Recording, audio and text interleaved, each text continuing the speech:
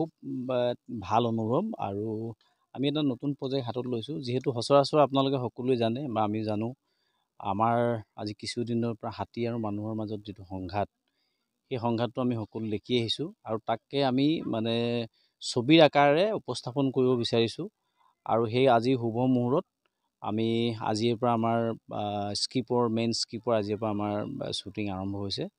আমি সম্পূৰ্ণকৈ গোটেই চিনেমাখন সম্পূৰ্ণ কৰিবৰ কাৰণে আমাৰ হাতত সময় লাগিব যথেষ্ট যিহেতু চিনেমাখন হাতী মানুহৰ সংঘাতক লৈ দেখুৱাইছোঁ আৰু ইয়াতে কৃষিজীৱী মানুহৰ যিটো সংগ্ৰাম এই সংগ্ৰামটো পৰিস্ফুট হ'ব আৰু তাৰ কাৰণে আজি ধান ৰোৱাৰ দৃশ্য বা হাল বোৱা দৃশ্য ইয়াৰ পিছৰ পৰ্যায়ত আমি পৰ্যায়ক্ৰমে আমি দেখুৱাই থাকিম ভালো লাগিছে ইয়াতে আচলতে শাওণ মাহতে পথাৰত মই উঠিলোঁ